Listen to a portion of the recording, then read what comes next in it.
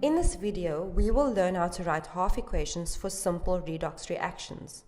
A half equation shows what happens at one of the electrodes during electrolysis, so we do need to be able to complete and balance half equations for these reactions.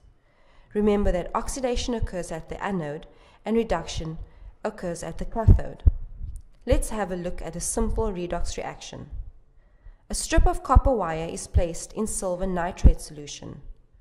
Over time, the solution changes color from colorless to bright blue. You will also observe silver metal crystal deposits on what was once copper wire.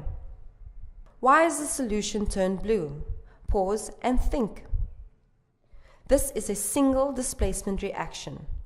Copper metal, which is higher on the reactivity series, has displaced silver in silver nitrate.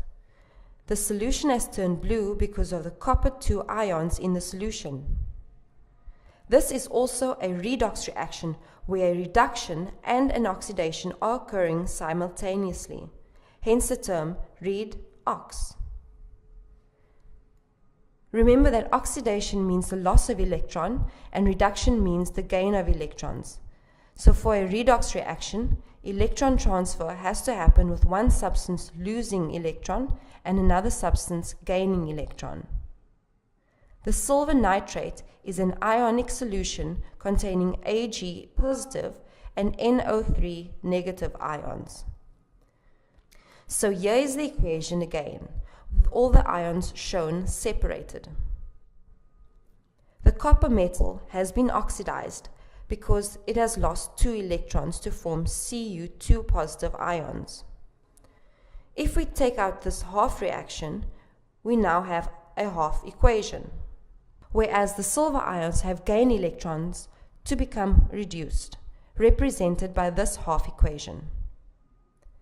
They are called half equations because each equation represents half a redox reaction, either the reduction reaction or the oxidation reaction. When the two equations are added together to form the final redox reaction, you can see that everything, including the number of electrons, are balanced. To reform the ionic equation, the electrons are equal on each side and can be removed.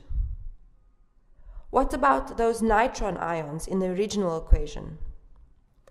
As the nitron ions appear on both sides of the equation, they are called spectator ions, as they have no effect on the overall reaction.